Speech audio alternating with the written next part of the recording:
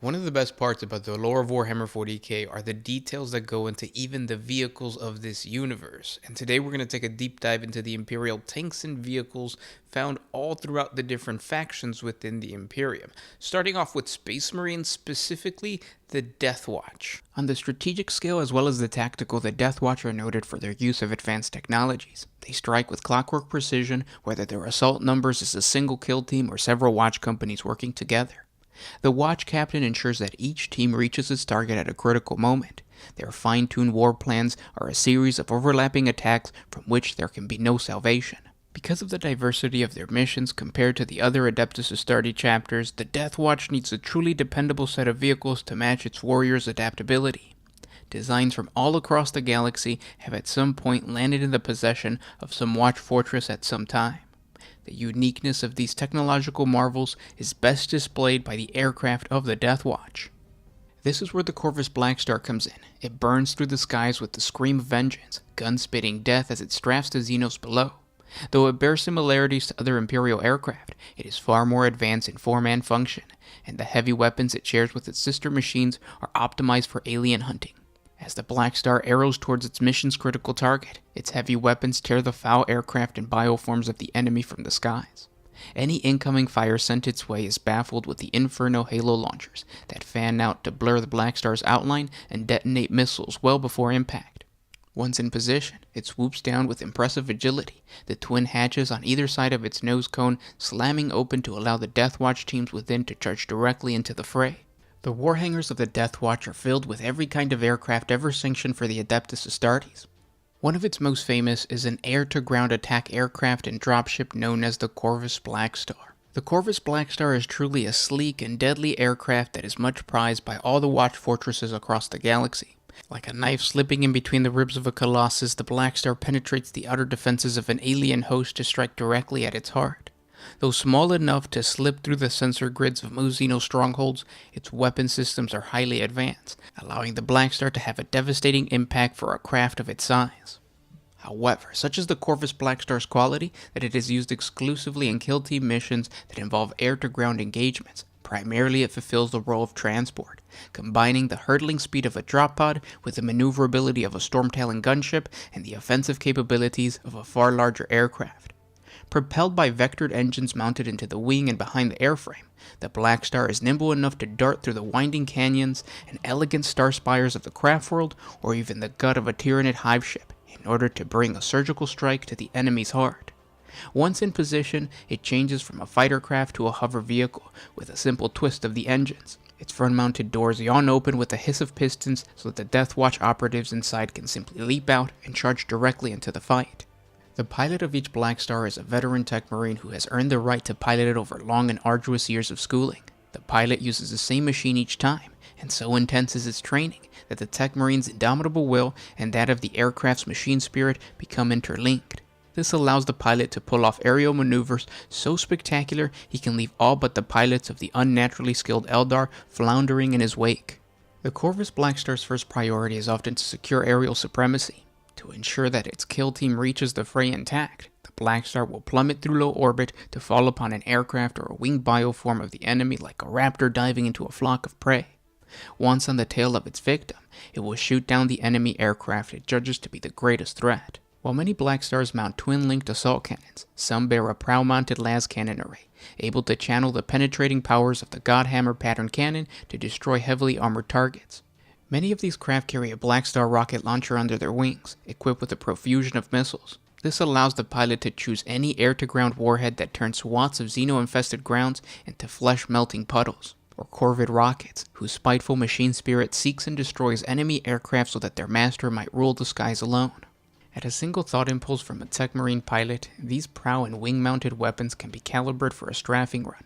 In such circumstances, auxiliary grenade launchers mounted at the rear enable the aircraft to rain down a hail of explosive projectiles, either in furnace grenades that detonate in clouds of burning promethium, or frag grenade charges that hurl deadly shrapnel over a wide area.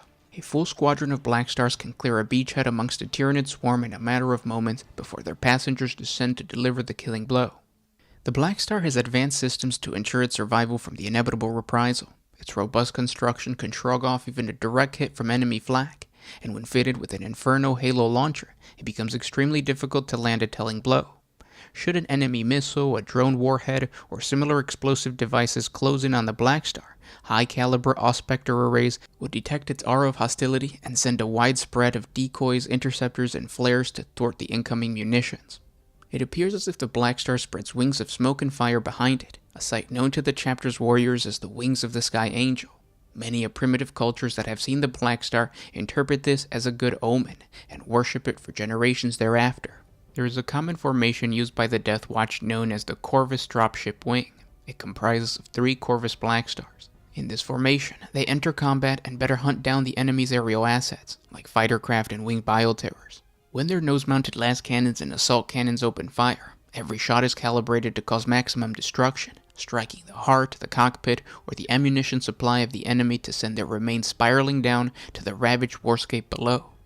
With the skies clear, the Blackstars glide into a designated drop zone to disengorge their kill teams inside, clinching the Deathwatch control over the battlefield. Now let's dive into a very ubiquitous Space Marine tank known as a Land Raider, but specifically the Helios.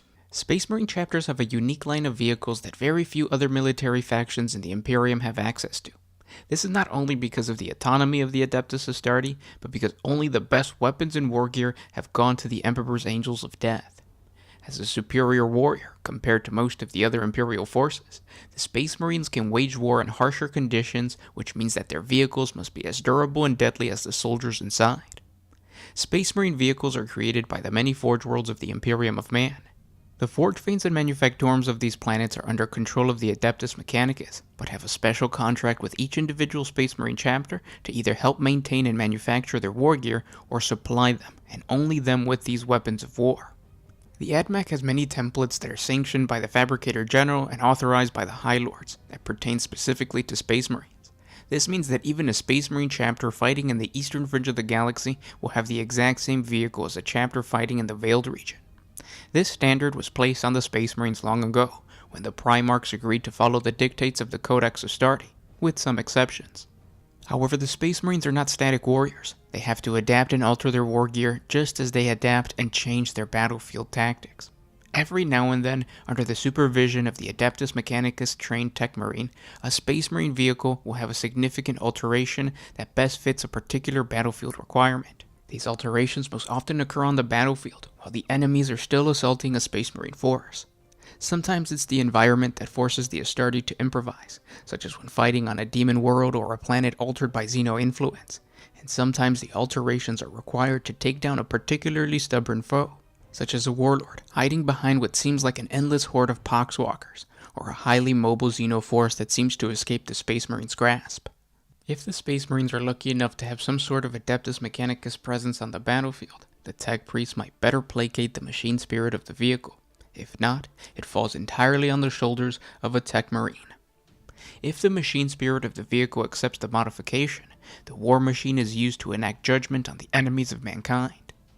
Once the enemies are defeated, the vehicle is returned to its sacred design, but every now and then, an addition or some type of modification improves the vehicle to the point where the chapter may request the modification be sanctioned by the Adeptus Mechanicus.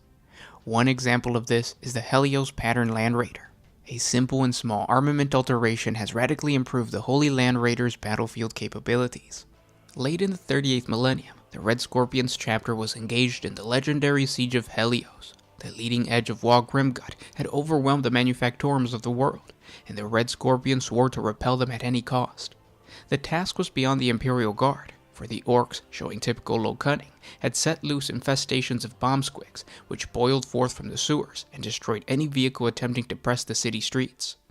The answer to the desperate need for swift armored support for any Space Marine force seeking to engage the orcs came when the Archmagos of the Hive Manufactorum 33 Delta Thule, an ordnance foundry which had long supplied missile launchers to the Red Scorpions, received what he later claimed was a vision granted to him by the Machine God. By fitting the foundry's weapon systems to the Red Scorpion's Land Raiders, the attack force would be able to mount its own artillery support on vehicles all but immune to even the most concentrated efforts to destroy them, and thus Helios would be delivered. Within 24 solar hours, every one of the dozen Land Raiders deployed to Helios had been converted to what would later become known as the Helios Pattern Land Raider. A Helios missile launcher was mounted atop each war machine's hull, and a dedicated targeting unit set in its forward weapon point in place of its heavy bolters. A payload of missiles was also mounted within the vehicle's hull, leading to a reduction in its passenger capacity that was considered a worthwhile trade-off, given the vehicle's superior survivability compared to the Whirlwind missile tank and other lighter platforms. In the resulting battle, the dozen Helios pattern land raiders led the Red Scorpion strike force deep into the Orc-held hive. As predicted, tides of bomb squigs erupted from the sewers to break against the vehicles. Once the resulting explosion had cleared, the land raiders were charred black and splattered in steaming squig blood, but otherwise intact, while the entire wave of orcoid creatures had obliterated itself with no effect. The route into the hive was finally open, and the doom of the orcs of Wall Grimgut was finally at hand. The lifting of the Siege of Helios saw the pattern named after it become a standard part of the Red Scorpion's chapter's armory. In recognition of the deliverance of the hive, the masters of the Manufactorum ceded the pattern's sanctified specifications to the Red Scorpions, who have themselves disseminated it to the small number of chapters it has close ties to. Since that time, the Helios remains an uncommon land raider variant, only deployed when a chapter is truly in need of extra artillery support that its whirlwind cannot provide due to some unusual battlefield condition. Quite aside from enemy fire, the vehicle has proven useful in traversing especially dangerous terrain subject to threats that the whirlwind armor would not be able to withstand. Such war zones include those set on carnivorous jungles, magma seas, and fractal crystal forests. In later years, a further refinement of the pattern was developed at Helios. Rather than mounting a standard Helios missile launcher, the Hyperios variant mounts an anti-aircraft version. The variant is fielded by those few chapters with access to it when conditions make the deployment of stalkers, hunters, or whirlwind Hyperios anti-aircraft units undesirable because such vehicles would be vulnerable to enemy infiltration. The Helios does have its drawbacks. The positioning of the launcher and its targeting unit also precludes the use of pinto-mounted weapons, and this means that without a standard heavy bolter, the Helios suffers from a lack of anti-infantry or point defense weaponry. Wise Strike Force commanders remedy this by assigning the Land Raider Crusader or Redeemer to fight alongside the rare and valuable Helios. Now let's take a break from the Space Marines and jump on over to a faction within the Imperium that should have the best, and it does have the best vehicles, the Adeptus Mechanicus. Only an ignorant fool would underestimate the destructive capabilities of the Forge Worlds of the Imperium of Man. As devout worshippers of the Omnissiah and commanding with the authority of the Adeptus Mechanicus, these planets are no defenseless domains. On top of being able to call upon the devastating wrath of the Titan legions or the Scutari armies, a Forge World can request the assistance of the mighty Centurio Ordinatus. This ancient division of the Adeptus Mechanicus is responsible for developing, maintaining, and operating the holy war machines known as Ordinati, or the singular Ordinatus. These are the ancient weapon batteries of the Mechanicum, capable of unleashing such destructive powers that they can burn entire hive cities to the ground, or reduce fortresses to rubble. This classification of weapon is extremely unique, as each Ordinatus was created by an individual Forge World for a very specific battlefield role. Some of these weapons of mass destruction date back to the Age of Strife, when Mars was an independent human empire ruled by the power-hungry tech priests of the ancient Admech. The long and glorious history of the Centurio Ordinatus is why so many of the weapons under their care have such a lack of similarity. Many of these weapons were so specialized that they only fired once and then had been stored away and venerated by the tech priests that take care of them. The inner classification of the Centurio Ordinatus is a mystery to many, but the few details that can be ascertained demonstrate that there are two major classes: the Ordinatus Primaris, whose firepower often outstrips those of a Titan. This class is truly colossal, unique, and unreplicable. And then there's the lesser, but still gargantuan and deadly Ordinatus Minoris subclasses. The Minoris were most commonly used at the height of the Great Crusade, but are now only within reach of the most potent Forge Worlds, who are able to construct these earth-shattering weapons in extremely limited numbers. When deployed on the battlefield, the Ordinati are renowned for their relentless advance towards the enemy, trailing havoc and destruction in their wake. Ordinati are powered by immense plasma generators, which drive the tracks and energize their weapon systems. These are very volatile, and if the Ordinatus is destroyed, they will explode spectacularly in a massive ball of roiling plasma. Most Ordinati are protected by a massive energy shield, known as a dispersion field. Projectiles and energy bolts deflect harmlessly away from this crackling dome of power, leaving the Ordinatus unscathed. Unfortunately, the dispersion field requires tremendous amounts of power and will eventually overload its generators. This means that what starts out as a near impenetrable force field gradually weakens as the battle progresses, letting more and more enemy fire through. The shield also affords the Ordinatus some psychic protection, in much the same way that a void shield does so for an Imperial starship. One of the Imperium's most ancient Ordinatus was known as the Ordinatus Mars. This Ordinatus was created at the outset of the Horus Heresy, during the Mechanicum Civil War known as the Schism of Mars. It was created by the Loyalist Mechanicus forces to overcome the problem of assaulting the Dark Mechanicus Forge city, known as Castellum Jericho. This formidable citadel boasted walls half a mile thick and was protected by a mysterious archaeotech device known as the Vortex Field Generator.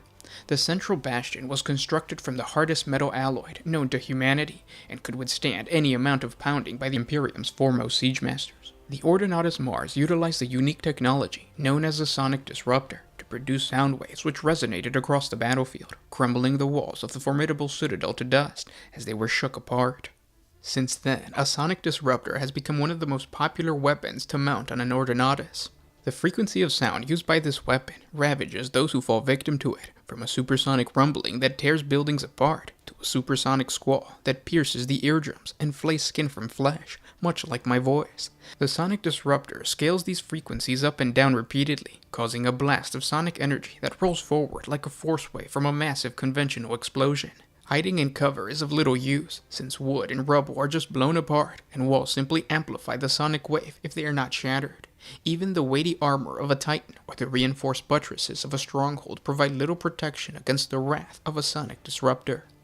Most Ordinati that carry a sonic disruptor nowadays carry the Minotaur-class sonic disruptor. Although an inferior copy of the Ordinatus Mars, it still operates on an order of magnitude far beyond anything mounted even on the largest super heavy tanks found in the Imperium's common arsenal. Using a plasma reactor akin to those found on a battle titan to power a directional sonic transduction generator of staggering force, it emits a varying waveform of destructive sound energy able to shatter the most resilient materials. The annihilating wave pulse traverses the battlefield, wreaking havoc in its path. The particular effect of its design means that the larger the target struck, the more damage it will feel. This minor sonic destructor is usually the main weapon of the Ordinatus Minoris, known as an Ordinatus Olator. On top of having this destructive weapon, this Ordinatus Minoris also carries a trio of Volkite culverins. This is a class of powerful thermal ray weapons whose technology is pre-Imperial in origin and dates back to the Age of Strife. 3 of these deadly Ordinatus Minoris platforms were given over to the War Master Horus at the behest of the renegade forge world of Zan II. These Ordinati were named Mithrax, Nepothax, and Ashrax after the ancient Terran deities. In the end, however, 2 of the 3 were captured by the Loyalist forces, led by the Black Shield commander, Endrin Har, during the Zena incursion, and 1 was destroyed during that battle. Another set of famous Ordinati were the Ordinati of Diamat. They were very potent siege guns stolen from the ancient Mechanicum on Diamat by the First Legion during the opening days of the Horus Heresy, in order to deny them to the traitor legions of the War Master Horus. The gargantuan mobile artillery pieces were subsequently entrusted to Perturabo before the Dropsite Massacre, given as a gift from one Primarch to another, the pride-foolish Lionel Johnson thinking to buy the loyalty of his brother, who was to be chosen as the War Master after Horus was defeated. The Lion had unknowingly handed over the mighty siege guns to the traitor Iron Warrior Legion, who later would go on to make good use of them against the Imperial Palace during the Siege of Terra. Not all Ordinati use projectile weaponry. For example, the Ordinatus Priam was a huge tunneling Ordinatus that was assembled during the Siege of Priam, a city overrun by the traitor Legion during the Horus Heresy. This immense creation was designed to tunnel through the planet's crust and then navigate through the white-hot molten rock of the mantle underneath. This rendered it undetectable to Priam's defenses and allowed 4 companies of the Imperial army troops to storm the city, breaking the siege. However, Ordinatus Priam was irrevocably damaged during the attack, as part of its heat shield gave way. The concept of using a drill as a weapon is seen in the most recognizable of the Imperium's Ordinatus Minoris, known as the Ordinatus Actaeus. It is a super heavy transport designed to carve a path through the stony heart of a world to deliver its cargo of warriors to the center of the battlefield. Known to the armies of the Emperor as the Imperial Mole, this vehicle is a siege engine capable of rendering even the most formidable fortifications pointless by burrowing beneath them. Based upon lesser examples of ancient terrascaping and earth-shaping engines, the Octaeus design mounts only a relatively small battery of defensive weapons, including a series of melta-cutters to aid its tunneling, and a missile system designed to saturate the vehicle's exit point and cover the disembarking of its cargo. This Ordinatus minoris is so effective at siege work that it is often requested by the Adeptus Astartes. Unfortunately, the workings of such a device are so complex that they go beyond the understanding of most tech priests. As such, deploying a seismic excavator is a lengthy process which is only undertaken in the heat of battle in the rarest of circumstances. More often, the macro drill is deployed solar days or weeks before a battle from a stationary launch platform, located at a great distance from its eventual target. Now let's jump on over to the Astra Militarum, or the Imperial Guard, and talk about one of their most badass tanks. The Shadowsword Super Heavy Tank was originally created sometime during the Dark Age of technology. It was intended to add overwhelming and efficient firepower to any army. It was one of the most potent armored destroyers in the arsenals of the Imperial Army during the Great Crusade. Its terrifying reputation was quickly instilled on the enemies of mankind. But as the unification of humanity spread throughout the galaxy, this super heavy tank became a simple propaganda tool for the expeditionary fleets of the Crusade, as the Imperium rarely confronted an enemy that required the armor-piercing power of the Shadowsword. It wasn't until the eruption of the galactic civil war known as the Horus Heresy that the Shadowsword finally came into prominence, as both the Loyalist and Traitor forces regularly battled Titans, Knights, Siege Automatons, and other super-armored units. As a result, many Solar Auxilia cohorts quickly integrated the Shadowsword into their tactical reserves to confront these growing threats.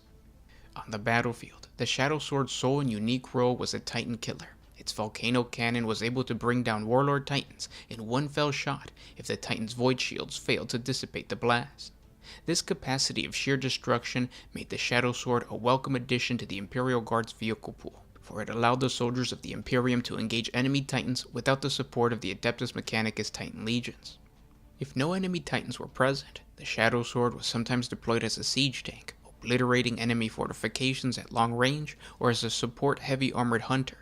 The sheer capacity of devastation of its volcano cannon was often enough to demoralize and put en route those enemies of mankind who actually cared about their survival. But unlike its sister tank, the Baneblade, the Imperial Guard commanders were loath to field these rare and precious shadow swords in any other role than a Titan hunter. This reluctance stems from the fact that for all of the devastating might of the volcano cannon, the shadow sword's drawback almost always overshadows the potential advantage of fielding it, except when it's hunting Titans. The volcano cannon was first designed as a Titan-grade weapon, and it was fitted to a battle Titan. The power required to fire comes directly from the God Machine's plasma reactor. Instilling a plasma reactor into a super heavy tank's chassis had always proved impossible for safety reasons. Hence, the Mechanicus devised a power converting system, which allows the weapon to draw the necessary power from the tank's engine by increments and build it up in a set of capacitors until the charge was high enough to fire the volcano cannon. The system proved efficient, but it imposed several limitations on the Shadowsword. In a combat situation, the tank's engine must simultaneously propel the tank and charge the gargantuan volcano cannon capacitors. This results in the Shadowsword maintaining an extremely low maximum speed, forcing the tank to lumber forward slowly, meter by meter. And even with the majority of the engine's energy output going towards charging the capacitors, the volcano cannon itself had a low rate of fire at less than 1 shot per minute, and had almost no traverse in its fixing settings, requiring the tank to be bodily aimed at the target. Worse still, the engine of the Shadowsword had to be stopped before firing the volcano cannon in order to prevent any feedback from the capacitors, which had the potential for catastrophic results. This made any form of dynamic targeting impossible, and leaves the Shadowsword a sitting duck, highly vulnerable to air assault and counter battery fire for long moments, as it must restart its engine and start lumbering forward again. Additionally, the energy demands of the volcano cannon were so voracious that the Shadowsword's secondary armament was reduced to a 2 twin-link heavy bolter system. It was inadequate to fend off any form of concentrated assault. All of these drawbacks meant that in the absence of sufficient large and potent targets, the Shadowsword will remain in reserves and out of harm's way, carefully tended to by the tech priests and engine seers for those moments when its extraordinary firepower was truly required. Now, the best part about the lore of the vehicles of Warhammer 40K is that the majority of them were better during 30K. So let's go back to that era before the Imperium fell, during the Great Crusade, What were tanks like in the 31st millennium? The armies of the Imperium of Man during this era had a wider variety of readily available heavy tanks and siege engines than what we see in the current millennium. Many of them predate the Imperium of Man's inception and have seen battle on some of humanity's most important military campaigns, such as the Great Crusade and the Horus Heresy. Like most of the war engines of that time, the Imperium has sporadically rediscovered these ancient patterns throughout history. One of the strangest and rarest is the Minotaur self-propelled artillery piece. The Minotaur is a unique example of a potential original design of a future heavy tank that became more popular than its predecessor. The Minotaur uses the same chassis as the popular Malcador heavy battle tank, but unlike the Malcador and many of its variances, the Minotaur weapon is mounted backwards, facing away from the crew's compartment. The vehicle's backward design allows it to be easily driven into dugouts or emplacements, even using destroyed buildings or piles of rubble as cover. When it needs to move backwards again, it simply drives out forward through the same path that it had made for itself. The Minotaur's deck layout is also very unusual, as everything from the engine and the driving system to the weapon and ammunition storage is spaced out evenly over the entire superstructure. The primary weapon system, a massive twin-linked Earthshaker cannon, is housed in a wide centralized access point and features a complex hydraulic recoil suppression system. The centralized position of the weapon system allows the artillery piece to remain stable when firing its weapon, even when positioned on difficult terrain. The weapon's location allows ample room for storage of large number of shells, which are kept on the sides of the weapon in the armored storage lockers to protect them from enemy fire. The weapon is capable of laying down heavy barrages and accurate, though indirect fire, even when under heavy enemy assault. The Minotaur is not armed with any other weapon, but can be upgraded with a heavy stubbard or a storm bolter. The vehicle can also accept an enclosed crew compartment, extra armor plating, a hunter-killer missile, a dozen blades, a searchlight, and a smoke launcher. Many Imperial records point to the Minotaur being widely used by the forces of the Imperial army during the Great Crusade, but there are some that believe that the design was rediscovered during that era, making its reintroduction into the 42nd millennium a second rediscovery. There are frescoes adorning the walls of the Templis Nemesi on Terra that depict a war machine that resembles the Minotaur fighting during the Great Crusade, but the vehicle's age and complexity may be evidence that it's even older. During the current millennium, the Minotaur is a rare relic of war that very few will ever see. The number of Forge Worlds capable of producing them has dropped steadily over the millennia. With the steady replacement of the vehicle by the Basilisk, the Minotaur may soon become just another casualty of war. Although it is rumored that the Minotaur is stockpiled by the thousands inside the Departo Minotaurum storehouses, only specialized siege companies of the Imperial Guard will ever get to deploy their awesome firepower. This backfired during the Siege of Vrax. The Minotaur was uncovered by the Vraxian trader militia in the deep storage facilities of the armored world of Vrax Prime. The traders did deploy them late in the conflict. The Departo Minotaurum believed that there were at least 100 Minotaurs stored in Vrax Prime, and after the war was over, following the Imperial victory, the remaining Minotaurs were turned over to the Adeptus Mechanicus to be reconsecrated back into the service of the Emperor of Mankind. Another relic of the 30K era that participated in the Siege of Vrax was the Valdor Tank Hunter. This heavy tank was purposefully made to destroy other tanks. It was named after the legendary Legal Custodes commander Constantine Valdor. This engine of war was only entering the service of the Imperial army in limited numbers and on a trial basis when the Horus Heresy finally began. Initial production runs were channeled to the elite Sola Auxilia, in particular those cohorts operating against foes equipped with heavy tanks, or in the case of the many Xeno enemies still infesting the stars, their tank equivalent. While utilizing a familiar chassis on which several of the other armored vehicles in the arsenal of the Sola Auxilia were based, the Valdor mounted a devastating neutron laser. This weapon was developed during the Dark Age of technology. It takes up most of the room inside the tank, and the shielding for it requires pyro generators that are extremely thin, so any major damage caused by the enemy attack would cause disastrous consequences for the crew. If the weapon failed to transfer all of its energy into its target while firing, it could lead to a powerful feedback reaction that could damage the weapon. All of these drawbacks were worth it, as this weapon was one of the most powerful that could be mounted on a tank. The neutron energy beam that it emitted was capable of rupturing enemy armor on a molecular level, often resulting in the target vehicle being vaporized in a massive explosion. Even if the target is not destroyed outright by the initial beam, the neutron energy of the attack will overwhelm and disable the targeted vehicle's electronics with a storm of electromagnetic radiation.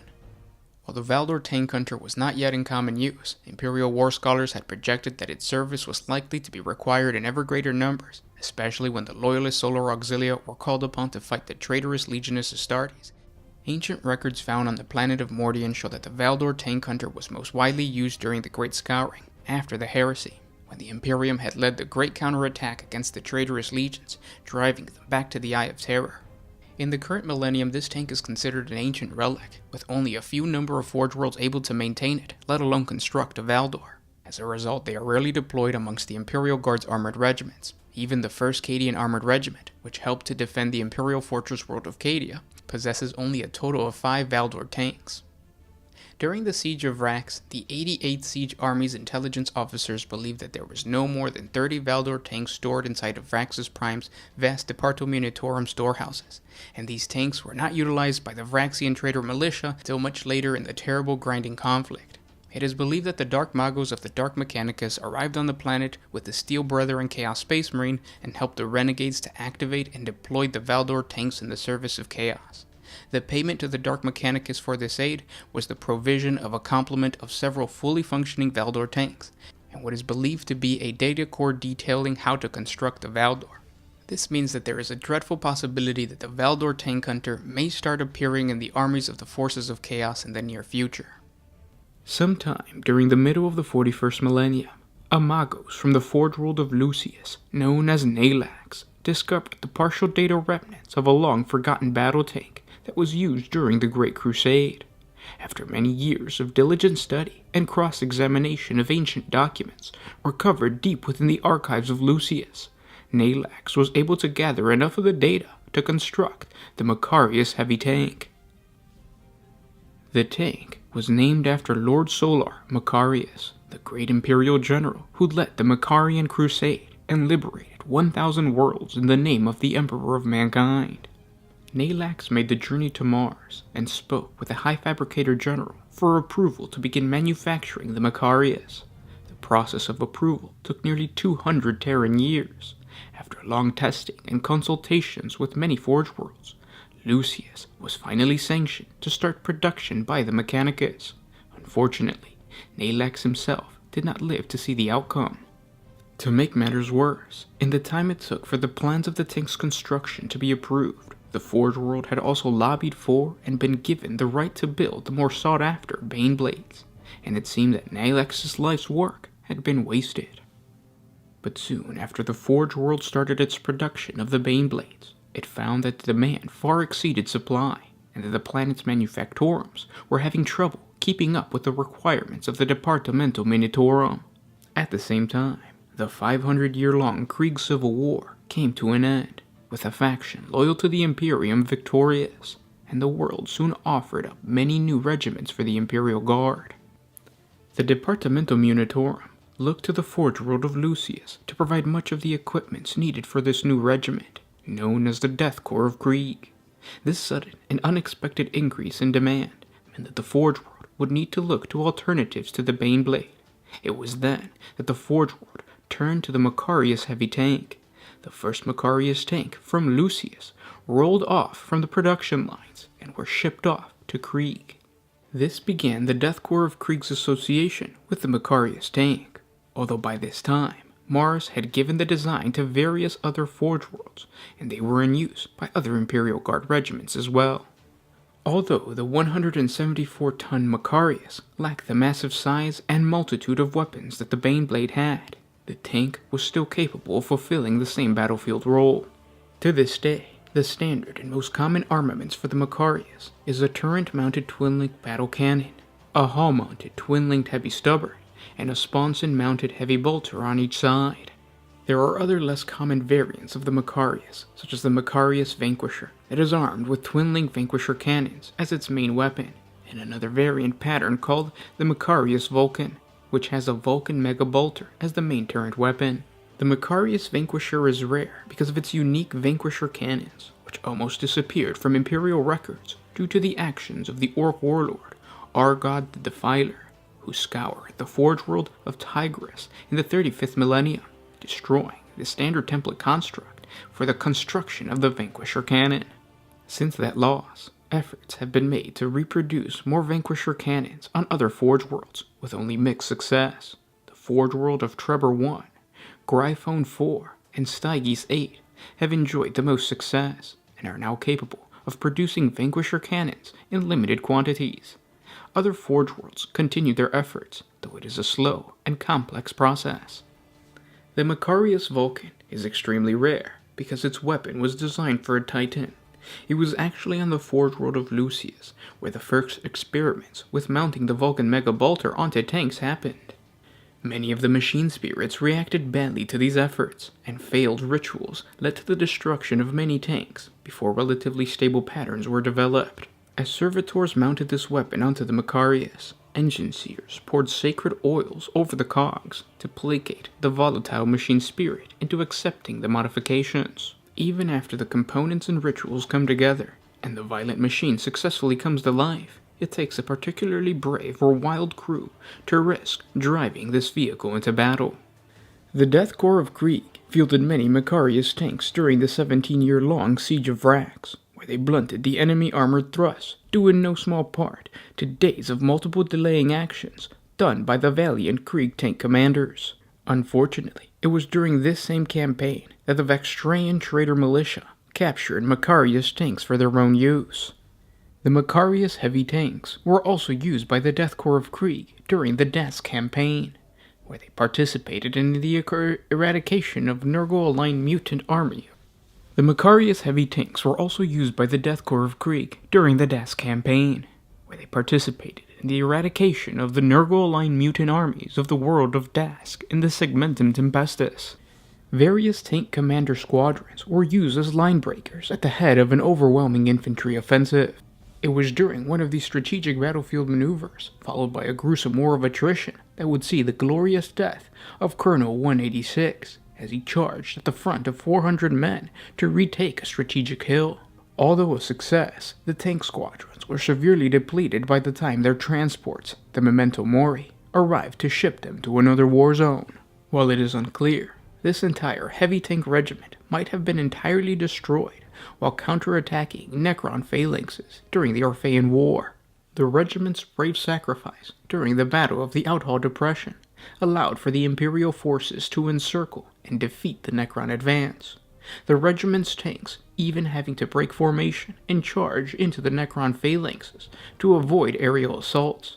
Many tank crews detonating their fuel and ammunition reserves in a last act of spite against the Necrons. Now, those are just some of the awesome vehicles of the Imperium of Man. Obviously, there's a ton more. If you guys like these vehicle-focused deep dives, let me know in the comment section below. If you like this video, hit the thumbs up button.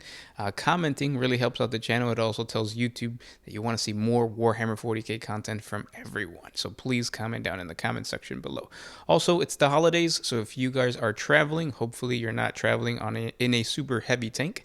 But if you are, be careful, or just be careful in general. And I'll talk to you guys tomorrow. This is Gersh1 with One Mind Syndicate signing out. Always used